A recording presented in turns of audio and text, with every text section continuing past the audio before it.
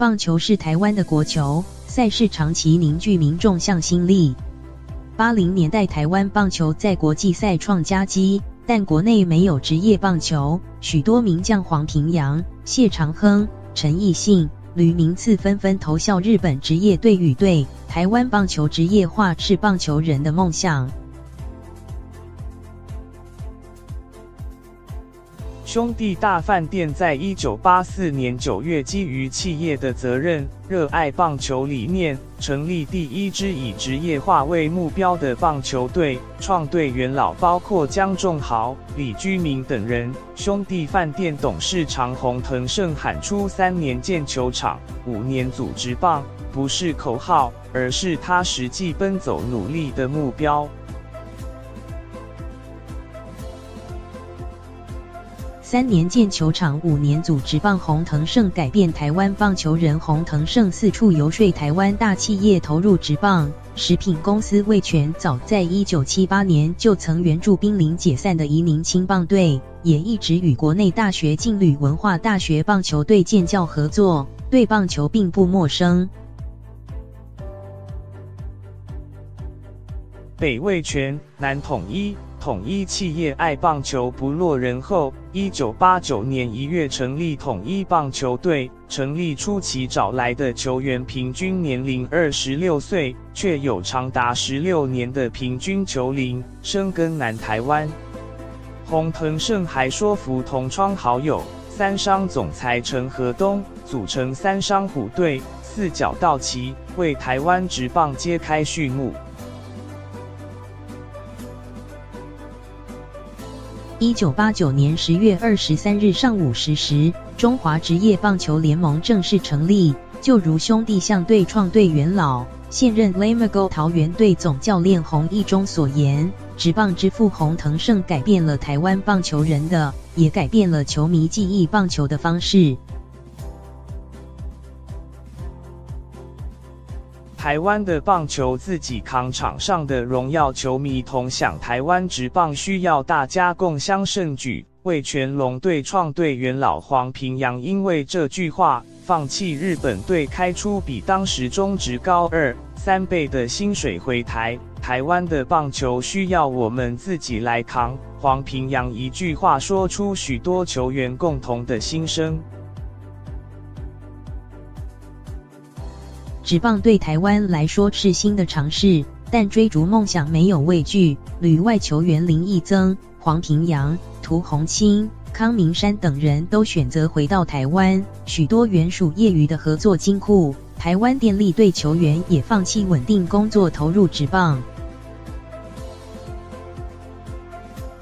1990年3月17日，台北市立棒球场涌入14350名观众，见证中职史上首场编号1号的例行赛。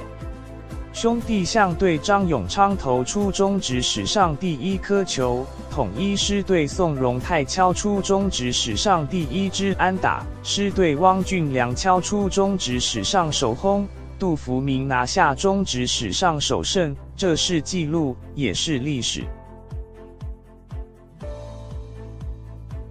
宋荣泰回忆当初放弃台电10多年资历，选择加入职棒，不会害怕吗？没有想过，对棒球员来说，职棒是最高的殿堂，当然想要挑战。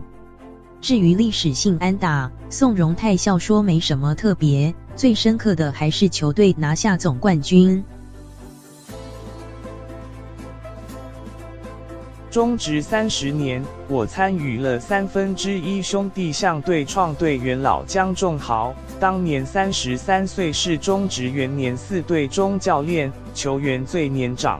他感谢民间企业给棒球人舞台，虽然不是很有信心，但有舞台就去表现。兄弟象队初期战绩不好，但职棒3年拿下队史首冠，江仲豪尤其难忘。比赛打完10点多，球迷跟着球员一路从台北市立棒球场走回饭店，那种感动和震撼，仿佛还在眼前。棒球走入球迷日常。新军加入壮大中职4年，1993年黑鹰棒球队、俊国建设棒球队投入中职，成了时报鹰、俊国熊，是中职首度增到6队。球迷关注棒球的目光，从年度国际赛事成为日常休闲的一部分。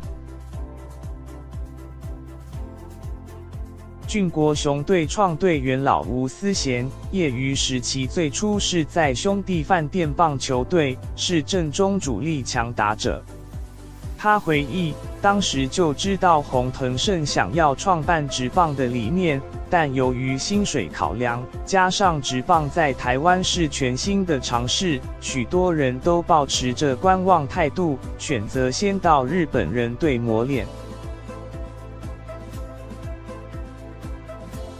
吴思贤于1991年、1992年先后受中华队征召，1992年打完巴塞隆纳奥运后，加入俊国建设棒球队，成为俊国熊队创队元老。那几年台湾职棒感觉越来越热闹，也经营得不错。